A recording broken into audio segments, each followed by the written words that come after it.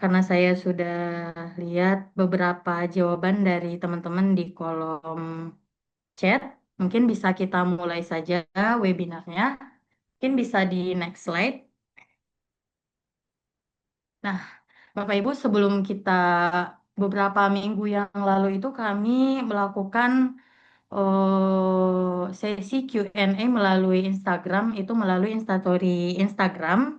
Itu ada beberapa pertanyaan yang kami rasa harus dibahas pada webinar kali ini karena memang sistem Cortex yang baru. Jadi kita banyak wajib pajak yang bingung bagaimana cara pelaporannya. Seperti itu. Jadi bisa di next. Nah, kenapa topik ini penting? Di mana Bapak Ibu kita ketahui sistem pelaporan SPT tahunan pada tahun 2025 pertama kali dilakukan itu dilakukan melalui Cortex, di mana sebelumnya kita melaporkan SPT itu melalui DJP online. Di mana kalau saya lihat dari beberapa pertanyaan yang muncul kemarin itu banyak yang mengalami kendala ya dan takut salah langkah. Seperti itu. Sebenarnya, jika kita lapor SPT dan terjadi kesalahan, itu nanti cukup krusial, di mana bisa berujung kepada sanksi administrasi. Yang kedua, kita juga harus melakukan pembetulan SPT dan juga nanti akan berisiko pada pemeriksaan pajak. Oke, bisa di next. Nah, untuk SPT tahunan sendiri, pelaporan SPT, saya sering banget mendapat pertanyaan, kenapa sih kita harus, sebagai OP, kita harus melaporkan pajak, kan sudah dilaporkan oleh perusahaan. Seperti itu. Ada nggak yang berpikiran seperti itu, Bapak Ibu? Mungkin bisa di chat di kolom komentar ya. Ada wajib pajak yang menanyakan kepada saya, kenapa kita harus lapor SPT, sementara sudah dilaporkan oleh perusahaan, seperti itu. Jadi, Bapak Ibu, untuk SPT itu sendiri sebenarnya ada dua, di mana SPT OP atau pajak yang kita laporkan sendiri, dan ada juga SPT perusahaan atau yang harus dilaporkan perusahaan, di mana nanti ini untuk SPTOP bagi teman-teman yang tadi menanyakan kenapa kita harus melaporkan SPT sementara sudah dilaporkan perusahaan, karena yang dilaporkan perusahaan itu adalah penghasilan dari yang kita peroleh dari perusahaan tersebut. Oke, karena yang dilaporkan perusahaan adalah penghasilan yang kita peroleh dari perusahaan tersebut. Ada kasusnya orang yang memang menerima penghasilan tidak hanya dari satu perusahaan, dari beberapa perusahaan. Jadi itulah alasan kita harus lapor, karena tidak semua orang kasusnya sama. Ada beberapa orang yang memang mendapat penghasilan tidak ada bukti potongnya atau dari beberapa perusahaan seperti itu.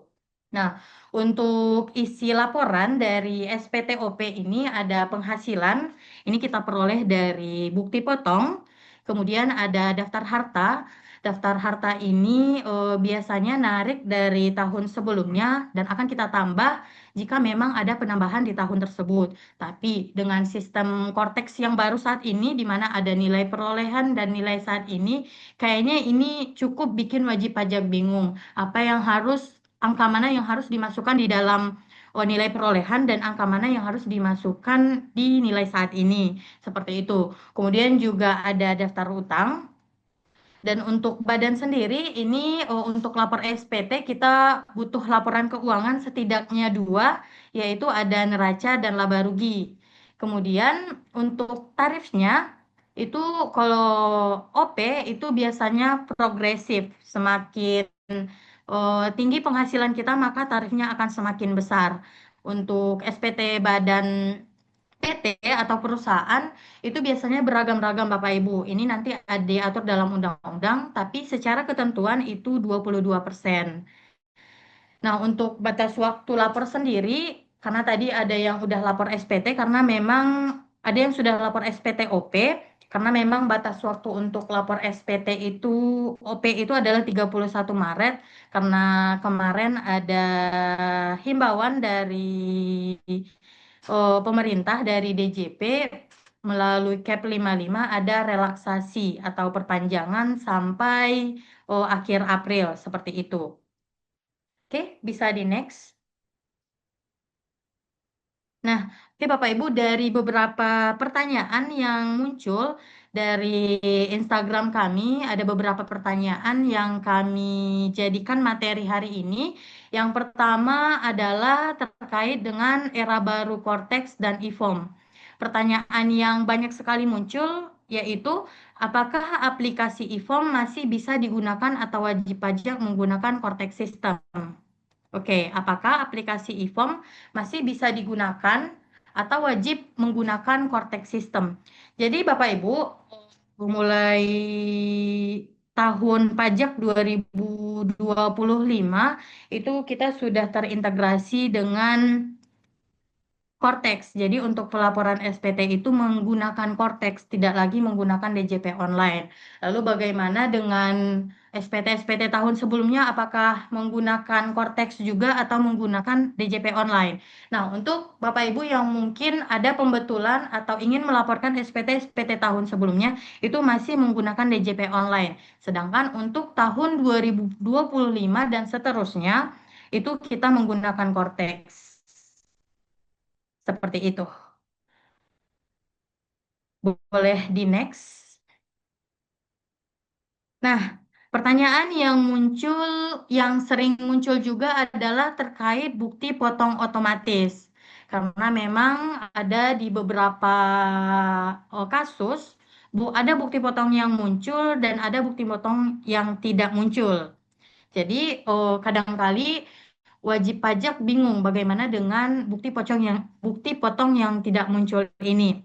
Jadi Bapak Ibu, kalau bukti potong muncul itu nanti kita bisa akses, kita bisa lihat bukti potong ini di menu dokumen. Nanti tinggal di refresh maka akan muncul bukti potong kita selama setahun atau BPA 1 ataupun BPA 2. Kemudian bagi badan nanti itu bisa diakses di e-Bupot bagian bukti potong saya. Nanti itu bukti potong terkait unifikasi atau PPh satu itu akan muncul semua Bapak Ibu di situ. Jadi tinggal diakses melalui Cortex. Lalu ada lagi kasus bagaimana jika bukti potongnya tidak muncul. Nah, jika bukti potong tidak muncul, kita bisa melaporkan SPT untuk OP itu kita input manual. Apakah boleh? Boleh Bapak Ibu, asal ada kertasnya seperti itu. Atau bukti yang menunjukkan kalau bukti potong itu beneran ada. Oke, bisa di next. Nah, ada lagi pertanyaan dari beberapa pertanyaan yang kami dapatkan di Instastory, yaitu bagaimana pelaporan jika NPWP digabung atau dipisah. Oke, bagaimana pelaporan jika NPWP digabung atau dipisah? Jadi, Bapak Ibu, melalui Kortex sendiri, jika kasusnya NPWP digabung antara suami dan istri, sebelumnya sudah saya bahas juga di webinar sebelumnya, itu terkait dengan SPT OP karyawan, di mana kalau ingin digabung itu kita harus mengajukan nonaktif untuk NPWP istri dan harus menambahkan istri pada unit keluarga suami. Baru nanti penghasilan yang menjadi perhitungan di PPh terutang adalah penghasilan dari suami dan penghasilan istri ini bersifat final. Artinya kita masukkan di penghasilan lainnya yang bersifat final dan tidak masuk di perhitungan PPh terutang jika istri dari satu pemberi kerja. Nah, untuk jika ada pisah harta atau istri memilih terpisah, maka kita harus melakukan penggabungan penghasilan terlebih dahulu. Baru nanti untuk PPh terutangnya kita proporsional dan untuk istri kita masukkan di SPT istri, sedangkan untuk suami itu kita laporkan di SPT suami. Seperti itu. Oke, bisa di next. Nah, ada lagi penghasilan dari pensiunan karena memang ASN biasanya itu ada pensiunan, penghasilan dari pensiunan.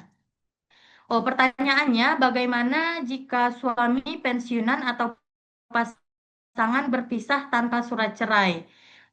Di mana suami pensiun jika tidak ada penghasilan dan istri ASN tetap bisa menggunakan NPWP suami.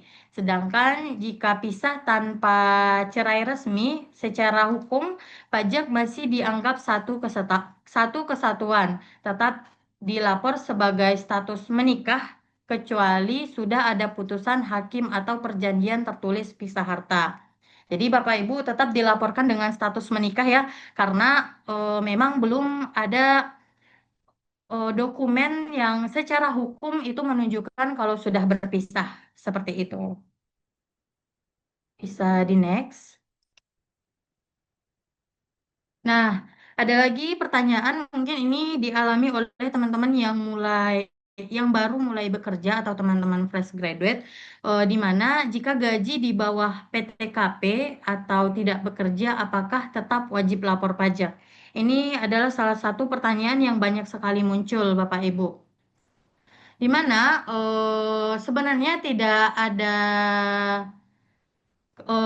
kewajiban untuk melapor jika gaji masih di bawah PTKP. Namun, jika NPWP masih berstatus aktif, maka itu harus kita laporkan nanti SPT-nya nihil atau tidak bayar sama sekali. Seperti itu.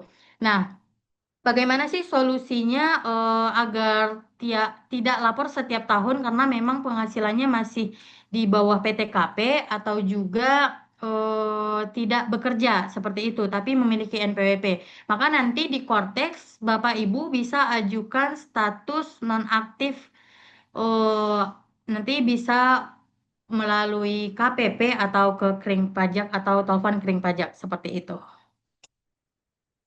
Bisa di next. Nah, ini juga beberapa pertanyaan yang muncul batas tanggungan dan anak. Jadi, berapa batas usia maksimal anak untuk masuk tanggungan PTKP? Jadi Bapak Ibu anak kandung atau anak angkat itu maksimal 3 orang. Jadi kalau Bapak Ibu punya anak lebih dari 3 orang, maka nanti PTKP yang dihitung hanya 3 orang. Di mana syaratnya belum memiliki penghasilan sendiri dan menjadi tanggungan sepenuhnya. Kemudian untuk batas usia itu maksimal 20 tahun jika masih sekolah atau kuliah. Seperti itu. Oke, bisa di next. Nah, ini juga terkait dengan pelaporan harta dan utang, di mana pertanyaannya pakai harga beli atau harga pasar. Bagaimana jika ada harta yang lupa dilapor? Nah, sistem Cortex, Bapak Ibu, itu ada harga perolehan dan nilai saat ini. Untuk harga perolehan itu kita pakai harga pada saat dibeli. Misalnya Bapak Ibu beli emas pada tahun 2020 itu seharga 800.000. Maka emas yang kita laporkan pada harga perolehan adalah 800.000. Nah, kalau untuk nilai saat ini maka kita bisa cari di internet emas untuk beratnya berapa nanti kita akumulasi baru kita laporkan. Seperti itu. Nah, bagaimana dengan harta yang lupa kita laporkan di SPT-SPT sebelumnya? Apakah kita bisa langsung masukkan ke tahun 2025? Kira-kira boleh nggak Bapak Ibu? Jika lupa lapor harta di tahun 2024 misalnya, apakah kita boleh langsung masukin di tahun 2025? Mungkin boleh di komen dulu.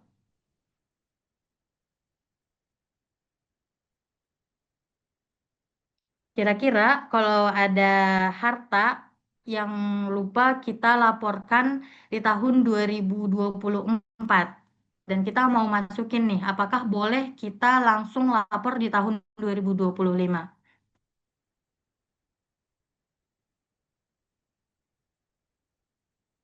Oke, ada yang bilang boleh, ada yang bilang nggak boleh.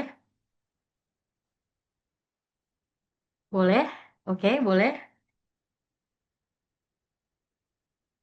Oke, ada yang bilang harus pembetulan di tahun nilai perolehan aset. Ada yang bilang boleh. Oke, mayoritasnya bilang boleh ya.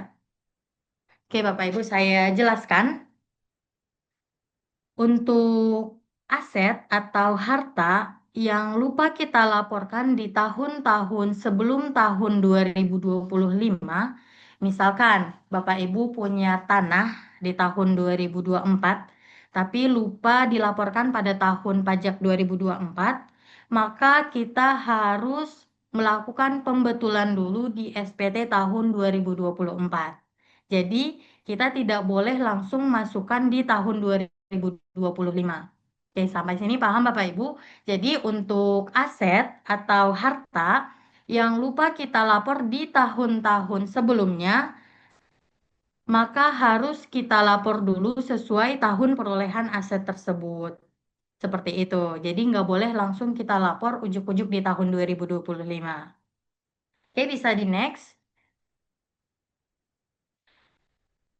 Nah, untuk UMKM ini kita masuk ke badan Bapak Ibu UMKM atau PPh final 0,5%. Ini diatur di PP 55 tahun 2022, di mana pertanyaan yang muncul, apakah tarif 0,5% masih berlaku? Bagaimana inputnya? Nah, Bapak Ibu, sesuai dengan ketentuan PP 55 tahun 2022, ini tarif 0,5% masih berlaku, di mana bagi OP UMKM, omset sampai 500 juta setahun bebas pajak. Di Cortex itu kita input omset bulanan dan sistem akan otomatis menghitung bagian yang melebihi 500 juta untuk dikenakan tarif 0,5%. Seperti itu. Bisa di next. Nah, Bapak Ibu yang terkait dengan lapor SPT, apakah ada sanksi? Ini juga sering banget muncul. Untuk sanksi, jika telat lapor SPTOP itu dikenakan 100.000 ya Bapak Ibu, sedangkan untuk badan itu 1 juta. Nah, sang- jika terjadi error sistem, eh, maka nanti harusnya DJP akan mengeluarkan pengumuman perpanjangan waktu tanpa sanksi. Jika memang hal ini terjadi karena sistemnya yang error seperti itu, Bapak Ibu.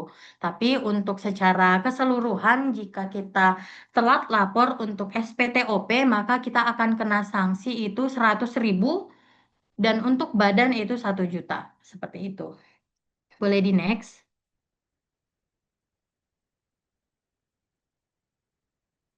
Nah, Bapak Ibu, untuk tahun akhir-akhir ini kan kita sering banget dihebohkan dengan saham atau sekuritas atau investasi dan bagaimana cara kita melaporkan nilai saat ini untuk harta di SPT. Nah, terkait dengan investasi atau sekuritas, nilai saham atau obligasi itu ada.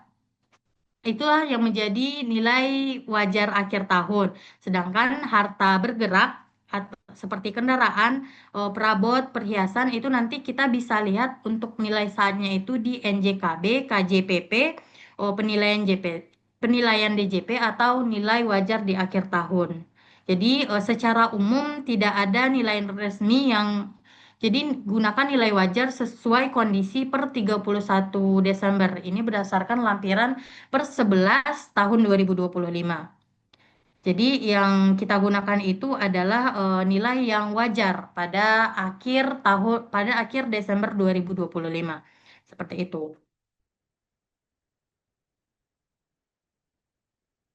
Nah, untuk pertanyaan selanjutnya, penarikan iuran dana pensiun dan resign di akhir tahun. Di mana pertanyaannya yang pertama, jika ada karyawan melakukan penarikan iuran dana pensiun dan sudah dipotong pajak pasal 21 dengan tarif pasal 17, apakah pada akhir tahun penghasilan karyawan akan dihitung ulang melalui formulir 1721A1 dan menjadi kurang bayar?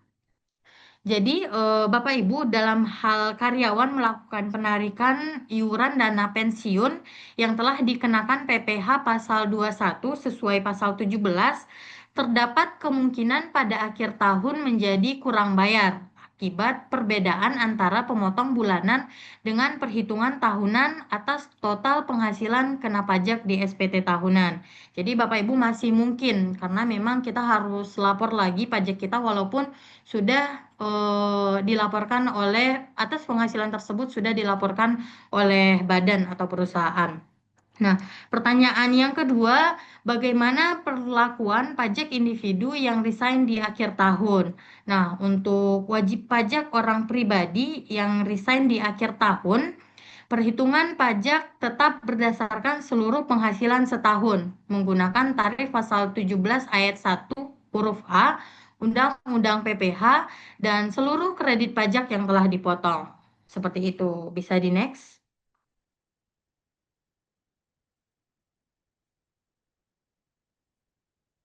Nah, ini ada juga kasusnya pelaporan SPT bagi karyawan yang kehilangan pekerjaan dan hanya dari trading saham atau tidak memiliki penghasilan kecuali dari trading saham.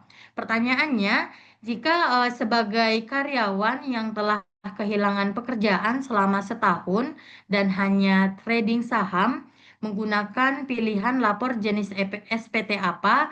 Karena kalau sebagai karyawan biasanya diminta bukti potong pajak perusahaan, sementara tidak punya. Nah, ini bisa juga untuk teman-teman yang tidak punya bukti potong resmi, seperti karyawan. Nah, Bapak Ibu, mulai tahun pajak 2025, surat pemberitahuan tahunan pajak atau SPT, penghasilan orang pribadi hanya menggunakan satu jenis formulir untuk seluruh wajib pajak. Dalam sistem Cortex, lampiran dan isian SPT akan menyesuaikan secara otomatis berdasarkan jenis dan sumber penghasilan yang dilaporkan. Dengan demikian, bagi karyawan yang telah kehilangan pekerjaan selama setahun dan hanya memperoleh penghasilan dari kegiatan trading saham, pelaporan tetap menggunakan SPT tahunan orang pribadi yang sama dengan mengisi bagian lampiran 2, yaitu penghasilan yang dikenakan final untuk melaporkan transaksi saham. Jadi ini perbedaan dari sistem sebelumnya Bapak Ibu. Kalau sebelumnya ada beberapa formulir yang membedakan, sekarang di Cortex itu hanya ada satu formulir. Nanti bisa kita sesuaikan penghasilan kita dari mana saja, seperti itu. Oke, bisa di next. Nah, untuk selanjutnya ini ada terkait pelaporan saham dan dividen di Cortex. Pertanyaannya, bagaimana pelaporan untuk yang memiliki saham dan dividen, di mana dulu menggunakan e-report dan bagaimana pelaporannya menggunakan Cortex. Nah, yang pertama akan kita bahas itu adalah terkait dividen di mana dividen yang merupakan objek pajak penghasilan final maupun dividen yang merupakan objek pajak dilaporkan pada lampiran 2 ya Bapak Ibu, di mana penghasilan yang dikenakan pajak penghasilan bersifat final ataupun penghasilan yang tidak termasuk objek pajak dan penghasilan neto luar negeri. Nah, kemudian untuk saham harta berupa saham ini kita laporkan pada lampiran satu, di mana harta dan utang pada akhir tahun pajak, daftar anggota keluarga yang menjadi tanggungan, penghasilan neto dalam negeri dari pekerjaan, dan daftar bukti pemotongan atau pemungutan pajak penghasilan. Seperti itu. Oke, bisa di next. Nah, ini adalah salah satu pertanyaan yang sering banget muncul. Karena pas udah lapor, kita klik bayar dan lapor, tapi bingung di mana BPE-nya. Benar kan Bapak Ibu? Jadi BPE ini mulai tahun pajak 2025 eh, tanda terima pelaporan atau BPE itu dikirimkan melalui email dalam dan bukan dalam bentuk file PDF. Dokumen BPE juga tidak dikirimkan melalui portal wajib pajak sehingga tidak ada menu di dokumen saya. Jadi Bapak Ibu kalau mau cek di dokumen saya itu tidak ada karena memang dikirimkan ke email terdaftar. Nah, jika Bapak Ibu tidak menerima BPE, silakan kirim ulang dengan yang pertama Bapak Ibu bisa buka menu SPT, kemudian klik dilaporkan, kemudian klik ikon email di samping kiri SPT tahunan. Oke, jadi untuk BPE itu tidak muncul di dokumen tapi masuk ke email terdaftar dan kalau tidak masuk, nanti Bapak Ibu bisa kirim ulang dengan buka SPT dan klik SPT dilaporkan. Nanti ada icon email, tinggal diklik itu, nanti akan muncul ke email masing-masing atau email yang didaftarkan. Seperti itu. Bisa di next. Nah, ini salah satu juga pertanyaan yang muncul terkait dengan pemanfaatan NPPN atau norma norma perhitungan penghasilan neto. Nah, jadi Bapak Ibu, bagaimana tata cara pelaporan pajak bagi WPOP pekerjaan bebas yang menggunakan NPPN di Cortex? Yang pertama, pastikan syarat penggunaan NPPN sebelum lapor memenuhi. Yang pertama itu peredaran bruto kecil dari 4,8 M selama setahun. Yang kedua, sudah memberitahukan penggunaan NPPN ke DJP itu paling lambat 3 bulan sejak awal tahun pajak. Atau kalau kita mau lapor SPT tahun 2025, maka paling lambat kita melaporkan NPPN itu di Maret tahun 2025. Yang ketiga itu tidak menyelenggarakan pembukuan, hanya pencatatan. Nah, untuk di Cortex sendiri, Bapak Ibu, NPPN itu bisa kita ajukan di layanan administrasi. Kemudian, yang kedua, kita membutuhkan data-data. Yang pertama, total peredaran bruto atau omset selama 1 tahun. Kemudian persentase norma sesuai dengan jenis usaha berdasarkan KLU. Kemudian data penghasilan lain jika ada. Kemudian bukti potong PPh 21 atau PPh 23. Kemudian daftar harta dan kewajiban. Jadi nanti kalau misalnya persentase normalnya adalah 50% dengan omset 200 juta, maka yang kita laporkan sebagai penghasilan itu adalah 100 juta. Seperti itu, 50% dari 200 juta. Oke, bisa di next. Nah, ini terkait dengan bagaimana cara lapor SPT tahunan badan melalui aplikasi Cortex. Nah, Bapak Ibu, semuanya proses pelaporan SPT tahunan PPh Badan melalui Cortex pada dasarnya memiliki alur yang sama untuk semua sektor usaha, kecuali detail pengisian lampiran yang bervariasi, tergantung pada sektor yang dipilih. Perhatikan bahwa pelaporan SPT di Cortex selalu dimulai dari formulir induk lebih dahulu, baru kemudian dilanjutkan dengan pengisian lampiran. Nah, ini sedikit berbeda dengan sistem sebelumnya, di mana kalau sebelumnya kita ngisi dari lampiran dulu, baru ke induk. Sekarang kita ngisi dari induk, baru nanti kita ke lampiran. Oke, bisa di next. Nah, untuk tahap-tahapnya sendiri, yang pertama kita harus menyiapkan dokumen. Dokumen apa saja yang harus kita siapkan? Yang pertama, laporan keuangan. Setidak-tidaknya itu ada laporan laba rugi dan laporan posisi keuangan atau neraca. Yang ketiga itu ada bukti pemotongan atau pemungutan PPh dari lawan transaksi. Dan yang keempat itu dokumen pendukungan lain yang diperlukan. Nah, kemudian Bapak Ibu jika ingin melakukan lapor SPT tahunan badan, yang pertama orang pribadi yang ditunjuk untuk mempersiapkan SPT atau penanggung jawab, wakil atau kuasa wajib pajak melakukan login pada laman Cortex. Jadi yang melakukan login adalah direktur atau penanggung jawab ataupun kuasa dari wajib pajak. Nah, setelah berhasil login, maka si wajib pajak lakukan impersonate ke akun wajib pajak badan dengan memilih NPWP badan pada drop down list. Jadi setelah berhasil login, nanti silahkan masuk ke SPT dari perusahaannya. Kemudian Bapak Ibu bisa akses surat pemberitahuan atau SPT, kemudian buat konsep SPT. Kemudian pilih jenis SPT PPh badan, kemudian klik lanjut.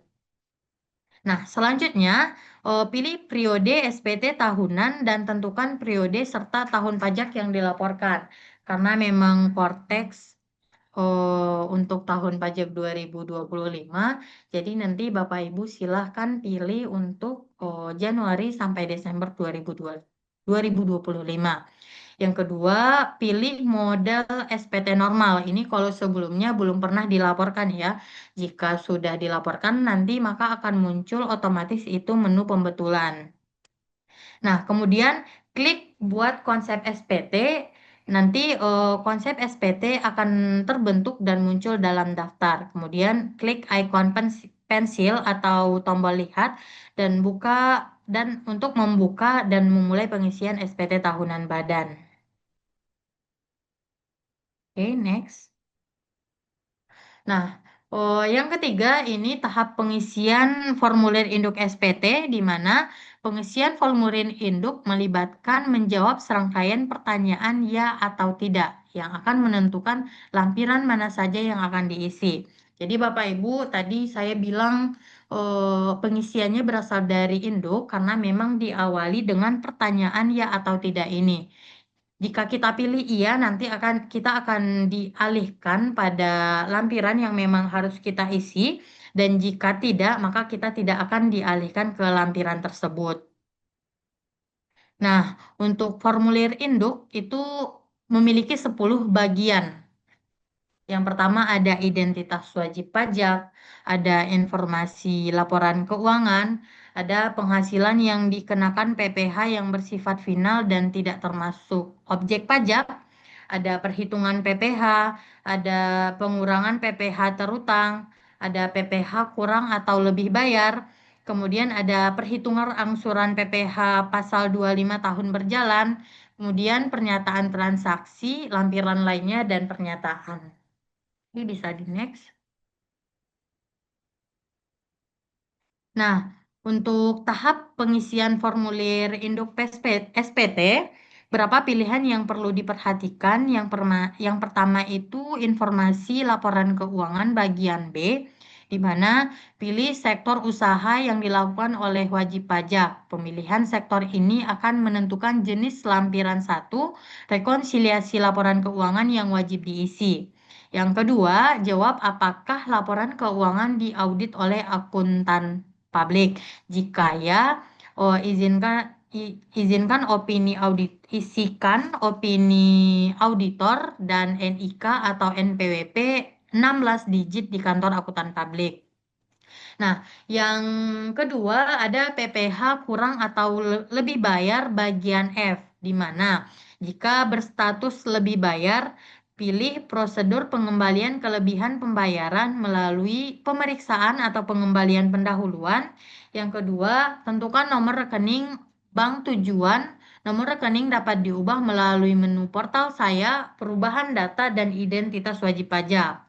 Yang ketiga itu jika PPh kurang atau lebih bayar bagian F. Selanjutnya itu ada tahap pengisian lampiran SPT, di mana nanti teman-teman bisa gulir ke bagian paling atas dan isi lampiran-lampiran yang diwajibkan oleh sistem berdasarkan jawaban pada informasi formulir Indo. Seperti itu. Jadi next.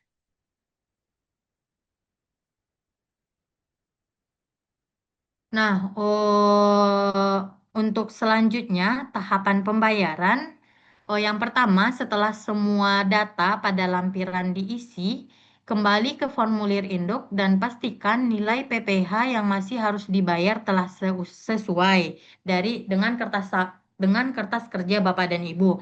Kemudian baca dan beri tanda centang pada pernyataan bagian J, kemudian klik tombol bayar dan lapor.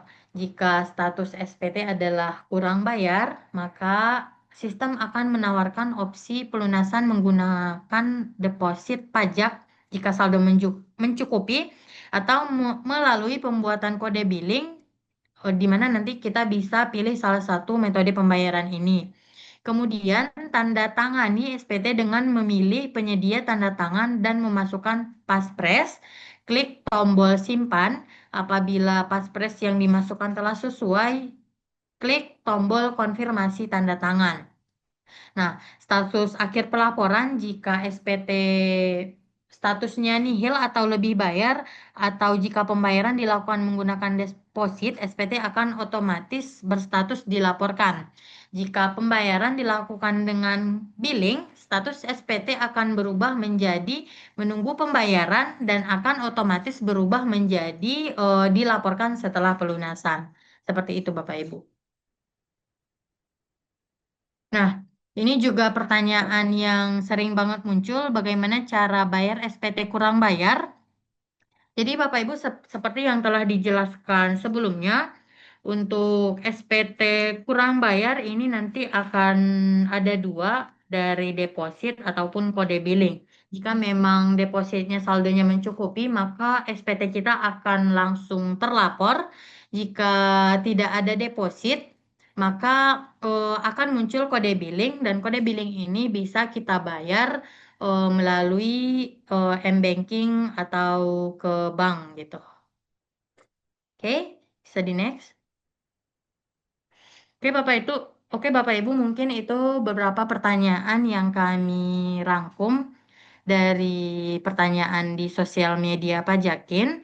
Untuk pertanyaan lebih lanjut nanti bisa diajukan di link yang telah di-share oleh admin dan akan kami jawab dan akan kami jawab seperti itu. Sebelumnya saya ucapkan terima kasih, saya kembalikan kepada Jasmine.